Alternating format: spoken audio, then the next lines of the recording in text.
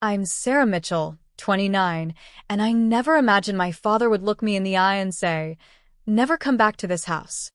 We used to be so close, Sunday morning pancakes, helping with my college applications, his proud tears at my graduation. But last spring, Dad cut me out of his life completely because I refused to invest in his guaranteed business opportunity. Despite everything, I kept supporting my parents quietly. Then their venture collapsed spectacularly, revealing secrets that destroyed our family forever.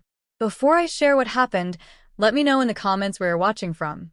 And please like and subscribe if you've ever felt the pain of family bonds breaking under financial pressure.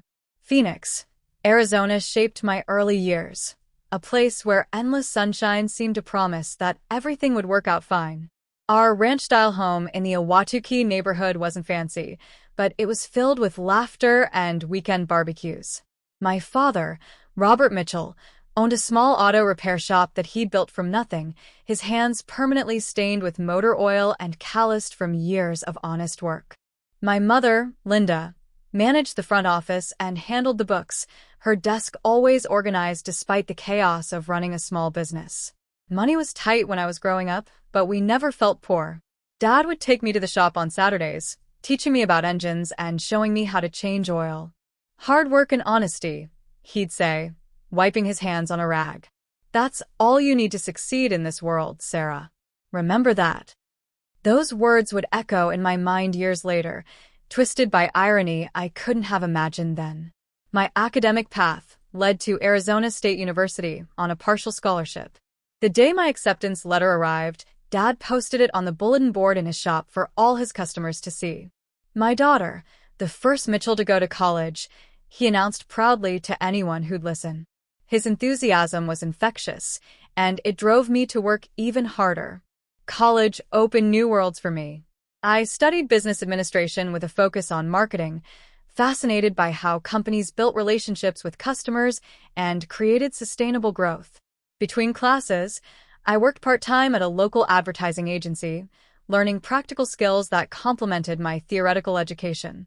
Graduation day was everything I dreamed of. Mom and Dad sat in the front row, Dad in his best suit that he'd worn to his own wedding 28 years earlier. When I walked across that stage, I could hear his whistle above all the other cheers. "We always knew you'd make it," Mom said afterward, tears streaming down her face. "You're going to do amazing things." The job search proved challenging. Arizona's economy was still recovering from the recession, and marketing positions were competitive. After 4 months of interviews and rejections, I finally landed an entry-level role at a mid-sized marketing firm in Scottsdale.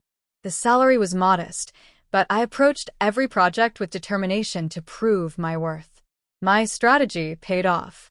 Within 2 years, I'd been promoted to account coordinator, then account manager. By age 26, I was handling major client relationships and earning respect from colleagues and supervisors alike. Financial independence, something I dreamed about throughout college, became my reality. During this time, subtle changes appeared at home. The shop's waiting area, once filled with current magazines and fresh coffee, looked increasingly shabby. Dad's tools, which he'd always maintained meticulously, seemed older and more worn. The family dinners I attended became less frequent as my parents cited being too busy or too tired. When I asked about these changes, their responses felt rehearsed. "Just getting older," Dad would say with a forced laugh. "Don't need all the fancy stuff anymore," Mom would add. I might have believed them if not for the collection notices I glimpsed on their kitchen counter during one visit, or the way Mom's smile never quite reached her eyes anymore, or the repairs Dad kept postponing on both the house and the shop. The economic downturn hit small businesses particularly hard. Dad's auto repair shop faced increased competition from chain stores and declining customer loyalty as people tightened their belts. The commercial property rent increased steadily while revenue stagnated. They never directly asked for help. Their pride wouldn't allow it. But the need became increasingly obvious during my visits. My first attempt to assist came in the form of paying for a family dinner at their favorite restaurant. Dad's reaction was swift and sharp. "We don't need charity from our own daughter," he said, though I noticed he let me pay anyway. I tried more subtle approaches.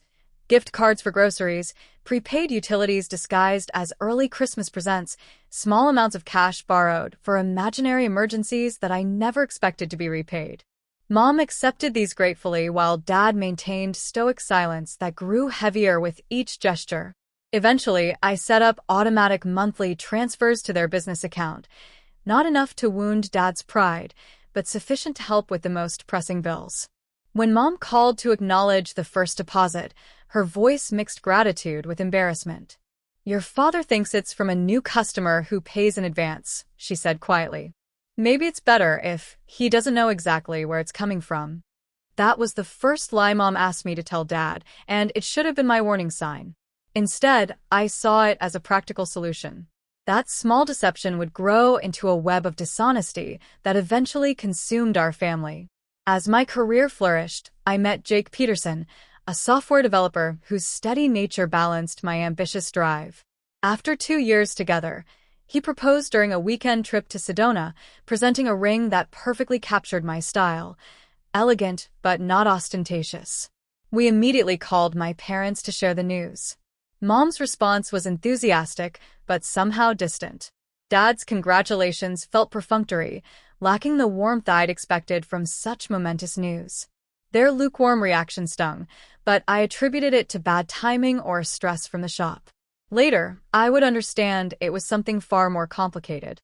Christmas arrived 3 months after our engagement. Jake and I drove to Phoenix, planning to announce our wedding date and discuss preliminary plans. The familiar neighborhoods of my childhood looked shabbier than I remembered, with more for lease signs dotting the commercial strips. My parents' house appeared worn around the edges, landscaping neglected, paint fading on the trim, the driveway cracked in several places. Mom greeted us warmly, though dark circles under her eyes told a story of sleepless nights. Dad's hug felt obligatory, his smile not quite genuine.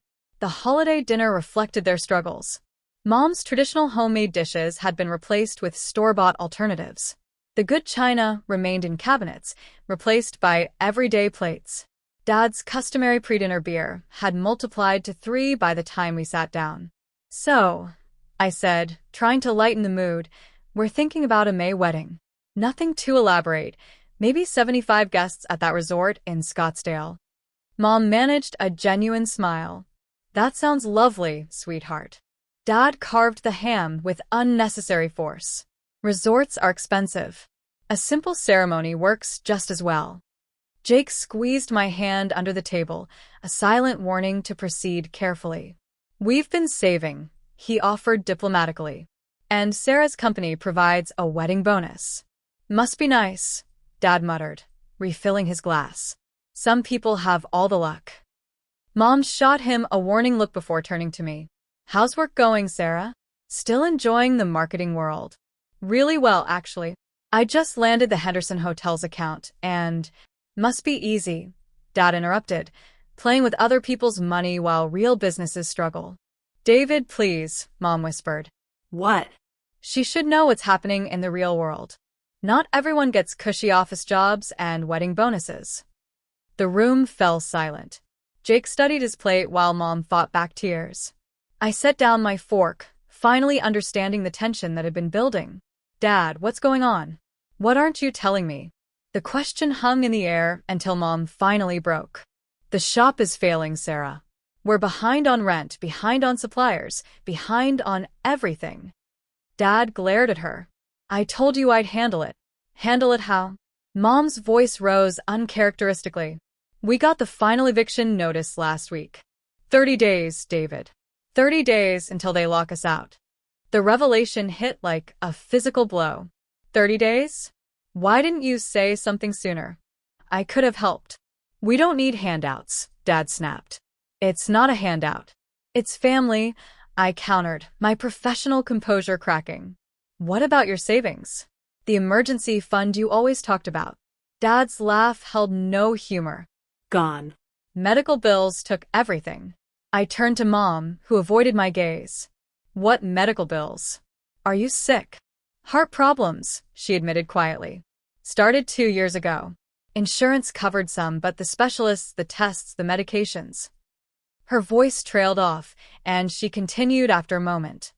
I've been working part-time at a friend's boutique, but it's not enough with the medical expenses and the shop's losses. Jake, who had remained silent, finally spoke. Mr. Mitchell, Mrs. Mitchell, Sarah, and I can help, at least with catching up the rent, so you have time to figure things out. Dad pushed back from the table violently. You think money solves everything? That we need rescue from our own daughter? Dad, I pleaded. It's not about rescue. It's about preventing a crisis. Let me pay the back rent. Then we can work together on a plan. A plan? He repeated bitterly. You and your business school plans. What do you know about running a real business? Mom reached for his hand. David, please. We need to be practical. The standoff lasted several tense moments before Dad's shoulders sagged. Fine. Do whatever you want. You will anyway. Relief mixed with hurt as I outlined an immediate strategy. I would contact their landlord tomorrow, pay the overdue rent, and help them restructure their finances. Mom expressed tearful gratitude while Dad nodded stiffly, excusing himself before dessert. Later, helping Mom with dishes, I asked the question that had been weighing on me. Why didn't you tell me sooner? She scrubbed a pot that was already clean, avoiding my eyes. Your father's pride. He didn't want you to see him as a failure.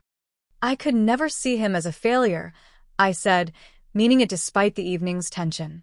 He built that shop from nothing, Sarah. It's not just his business. It's his identity. Needing help from his daughter. She shook her head. It's killing him. I understood theoretically, but couldn't reconcile this with the practical reality of losing everything they'd worked for. Jake and I had planned to stay through New Year's, but the atmosphere remained strained. Dad made passive-aggressive comments about office people and their easy solutions, each barb cutting deeper than he knew. When he suggested my success came from schmoozing clients in fancy restaurants rather than actual skill, I decided we needed to leave. We have an early meeting tomorrow, I lied, packing our bags December 30th instead of January 2nd as planned. Mom didn't believe the excuse but didn't challenge it. Thank you, she whispered as we hugged goodbye, for everything. Dad offered a curt nod from his recliner, eyes fixed on a football game he clearly wasn't watching. As we drove away, I fought back tears, wondering how the family that had once seemed so solid could develop such deep fractures. They'll come around, Jake assured me, misreading my silence as concern about the money. Once they're stable again, your dad will see you were just trying to help. I nodded, wanting to believe him. The reality would prove far more complicated. The commercial landlord agreed to waive late fees after I paid the overdue amount and established automatic payments from my account. Next came the medical bills, a stack higher than I'd anticipated, revealing treatments and procedures Mom had never mentioned. Some dated back 3 years, suggesting her health issues had been hidden from me far longer than I'd realized. Jake helped me create a comprehensive spreadsheet tracking all payments, organizing what was becoming a significant financial commitment to my parents. Between the shop rent, medical expenses, and a monthly stipend for utilities and groceries, nearly 35% of my income now went to supporting them. We adjusted our own budget, postponing the down payment on a house we'd been considering and scaling back our wedding plans. It's temporary, I assured Jake. Just until Dad stabilizes the business and they get back on their feet. He never complained, though I noticed him checking our joint accounts more frequently, a small line of worry appearing between his brows that hadn't been there before. Dad's efforts to save the shop proceeded sporadically. He'd pursue new marketing strategies aggressively for days, then grow discouraged when results didn't appear immediately. Each setback reinforced his narrative that the economy was stacked against small businesses like his. Mom's health continued requiring attention. New cardiac specialists, additional medications, tests that insurance deemed optional but doctors called necessary.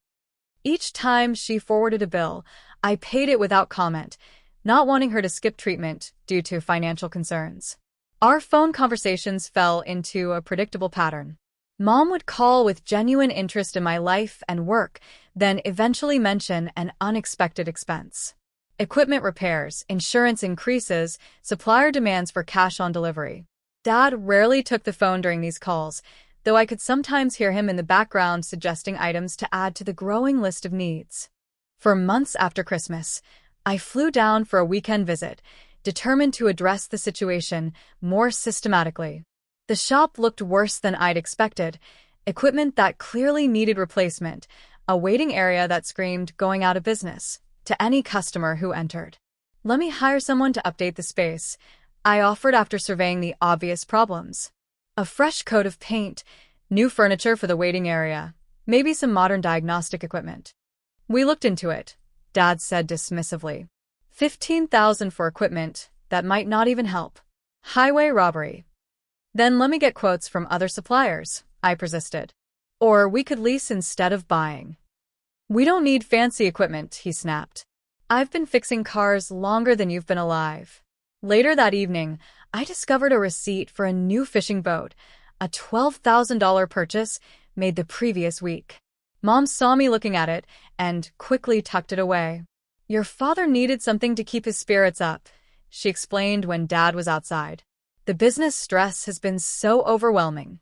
I bit back my initial response, trying to understand how a man who couldn't afford shop improvements justified such an extravagance. This wasn't the fiscally responsible father I'd grown up with, the man who taught me to comparison shop and save for purchases. The weekend visit revealed other troubling patterns. Despite their financial struggles, they still maintained expensive cable packages, ate out regularly, and Mom continued her weekly salon appointments rather than finding more affordable alternatives. When I gently suggested budget adjustments, Dad bristled. "We've worked hard all our lives. We're not giving up every small pleasure just because of temporary setbacks." I returned to Phoenix troubled and confused, sharing my observations with Jake. "People cope with stress differently," he suggested kindly. "Maybe these small comforts help them deal with bigger problems." "But I'm funding those comforts," I pointed out. "Money that could be going toward our future or helping them in more meaningful ways." The engagement party we'd planned for March became another source of disappointment. 60 friends and family members gathered at a beautiful venue in Scottsdale, a celebration of our upcoming marriage. Everyone important to us attended except my parents. The morning of the party, Mom called with apologies. "The shop's diagnostic computer crashed completely. Your father has to meet with a repair technician." "I'll hire someone else to handle it," I offered immediately. "Or we can delay the repair until Monday." "Oh, that's too complicated," she deflected. "We'll celebrate with you next time." I hung up resigned to their absence until a notification on my phone caught my attention, a social media post where my cousin had tagged my parents at a barbecue restaurant. The timestamp showed it was taken just 2 hours after Mom's call. The betrayal stung more sharply than I'd expected. They hadn't even bothered to create a believable excuse. Or perhaps they'd forgotten how connected social media made everyone's activities. The party proceeded without them. I smiled for photos, thanked guests for coming, and pretended their absence wasn't a gaping wound in the celebration. Jake's parents drove from Tucson, bringing thoughtful gifts and genuine enthusiasm for our future together. The contrast with my own parents' behavior couldn't have been starker. 2 weeks later, I drove to Phoenix unannounced, determined to address the situation directly. The confrontation began the moment I walked through their door. "You could have called first," Dad said, clearly uncomfortable with my surprise appearance. "Like you called to explain missing my engagement party?"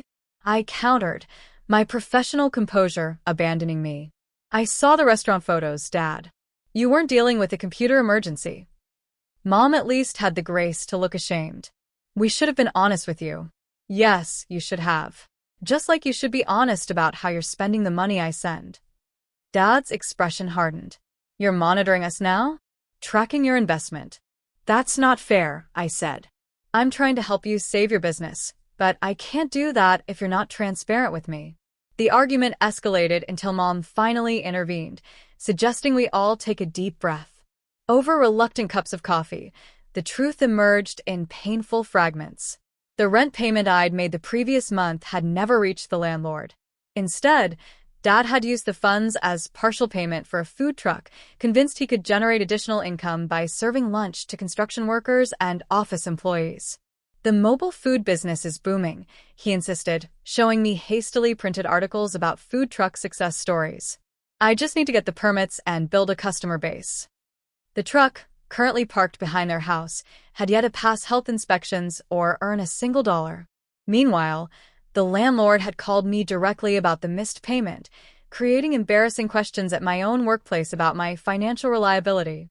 This can't continue, I said firmly. I want to help you, but not if you're making decisions that dig you deeper into trouble. The conversation ended with grudging promises. Dad agreed to sell the food truck and focus on traditional automotive services. Mom committed to better communication about their needs and spending. I pledged to continue support while they regained stability, but with clearer boundaries and expectations. Driving back to Phoenix that evening, I called Jake, emotionally exhausted. I don't know if I'm helping them or enabling them at this point. You're doing what any loving daughter would do, he assured me, but maybe we need professional guidance. His suggestion of consulting a family financial counselor seemed reasonable, though I doubted my parents would agree to such intervention. The seed was planted, however, and would prove crucial when things deteriorated further. Wedding planning should have been joyful, but every decision became complicated by financial considerations and uncertain family dynamics. The venue required substantial deposits. The guest list remained in flux as I wavered between inviting extended family who might ask uncomfortable questions about my parents' behavior. What kind of music do your parents like? Our DJ asked during planning. We could include some of their favorites in the reception playlist. I realized I didn't know the answer. Such details had never seemed important in our practical household focused on work and responsibility rather than entertainment preferences. When I called Mom to ask, her response was vague and disinterested. Dad didn't come to the phone at all. Their lack of engagement extended beyond music preferences.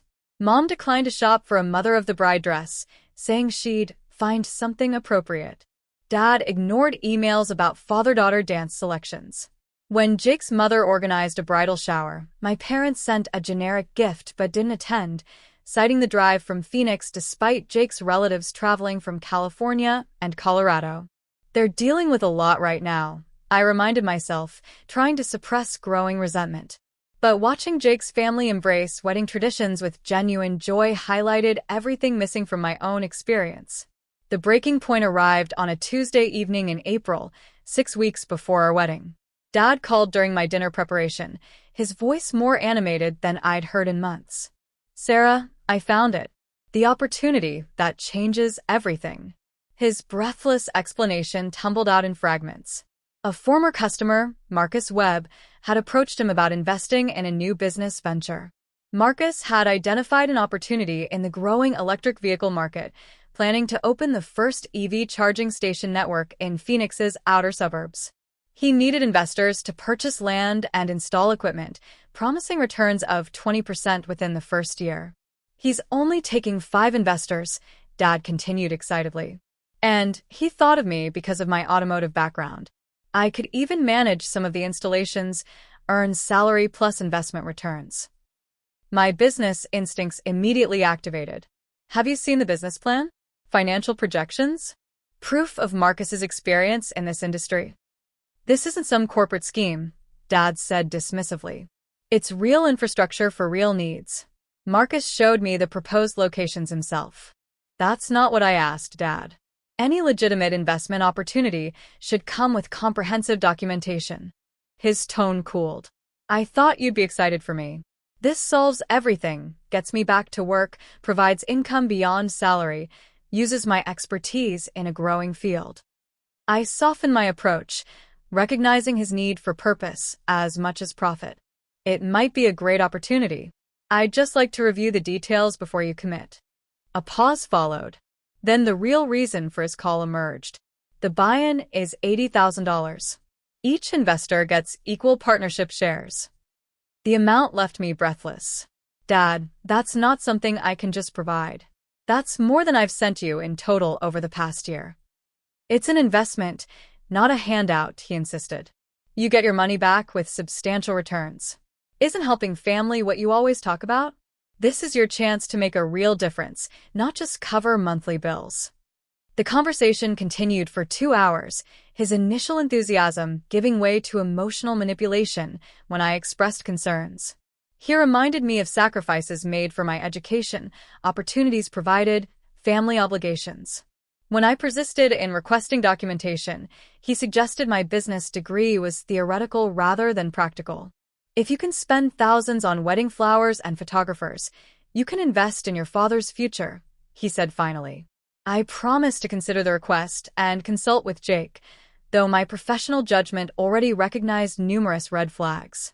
The following day, I researched Marcus Webb thoroughly, discovering a pattern of failed business ventures and a bankruptcy filing from 5 years earlier. Despite this troubling background, I recognized that refusing outright would further damage my relationship with Dad. After discussing options with Jake and consulting my own financial advisor, I crafted a compromise, a formal loan agreement with reasonable interest and structured repayment beginning 6 months after the initial investment. The document included provisions for financial oversight and regular progress reports on the venture's development. When I presented this alternative, Dad's reaction revealed his true expectations. "You want me to sign a loan agreement with my own daughter?" His voice conveyed shock and betrayal. "We're family, not business partners." "Precisely because we're family, we need clear terms," I explained. "This protects our relationship by removing ambiguity." He eventually signed, though his signature came with visible resentment. The $80,000 transferred from my savings represented years of careful financial planning, now redirected toward an investment I strongly suspected would fail. For several weeks, communication improved slightly. Dad sent photos of property surveys and forwarded emails about permit applications. Mom expressed cautious optimism about his renewed energy and purpose. I allowed myself to hope that perhaps this investment, despite its risks, might restore Dad's confidence and our family's stability. Then came the wedding day disaster. May 15th dawned perfect in Scottsdale, clear skies, gentle breeze, ideal weather for an outdoor ceremony. My bridesmaids arrived at the hotel suite with champagne and excitement, transforming the space into a celebration zone. Mom had arrived the previous evening, staying in a nearby room, her demeanor pleasant but subdued. Dad's driving up separately, she explained when I asked about his arrival time. He needed to check on the EV station permitting process first. By 1 p.m., with the ceremony scheduled for 4 p.m., Dad still hadn't arrived or returned calls. Mom grew increasingly anxious, stepping outside repeatedly to try reaching him. The joyful atmosphere dimmed as her worry infected the bridal party. Finally, my phone rang. Dad's number. I answered immediately, stepping into the bathroom for privacy. "Where are you?" Mom's worried sick. His voice sounded strained, traffic noise in the background. "I'm still in Phoenix. There's been a crisis with the investment." "What?" "You're supposed to be here, Dad." "I'm getting married in 3 hours." "I know, and I'm trying to resolve this quickly." Marcus discovered a major problem with one of the properties, environmental contamination that requires immediate remediation. "We need emergency funding, or we could lose the entire investment." My stomach dropped. "So, you're saying you might miss the ceremony?" "I'm saying I need your help. The environmental contractor wants $25,000 to start cleanup immediately. Marcus is unreachable, the other investors aren't responding, and our partnership account doesn't have sufficient funds." The request hung between us, its implications crystal clear. "You're asking me for more money?" "Today?" "On my wedding day?" "I wouldn't if it wasn't an emergency," he insisted. "This is about protecting your investment too. If this property gets condemned, we lose everything we've put into it." The hotel suite outside the bathroom door buzzed with activity, friends laughing, music playing, flowers being arranged. My wedding dress hung by the window, catching afternoon sunlight through delicate beadwork. Two worlds collided in that moment, the joyful future I was stepping into and the troubled past that refused to release its grip. "Dad, I can't deal with this today. Whatever's happening with the investment will have to wait until tomorrow." By tomorrow, the contamination could spread and the city could shut down the entire project, he countered. "I'm not asking for a gift, just an emergency bridge loan. I'll add it to our existing agreement." No, I said firmly, surprising myself with the clarity of my refusal. Not today. Today you need to be my father, not a business partner with an emergency. Get in your car and drive to Scottsdale. We'll handle the property issue after the wedding. Silence stretched between us. Then his voice turned cold. If this investment fails because you wouldn't help in a crisis, that's your choice. $80,000 down the drain because you prioritize party planning over family, financial survival. That's not fair. I began, but he interrupted. You know it's not fair? If your wedding reception is more important than your parents' future, fine. Make your choice. But don't expect me to smile in photos and pretend everything's okay. What are you saying? His ultimatum came without hesitation. Wire the money within the hour, or don't bother having us at future family events. I'm done being your charity case. Shock rendered me speechless. When I found my voice, it emerged steady despite the emotions churning beneath. I love you, Dad, but I won't be manipulated, especially not today. I hope you'll reconsider and join us, but I understand if you can't. I ended the call before he could respond, hands shaking as I set down the phone. Taking a moment to compose myself, I returned to the bridal suite where Mom immediately recognized something was wrong. Taking her aside, I explained the situation quietly. Horror crossed her face as I recounted Dad's ultimatum.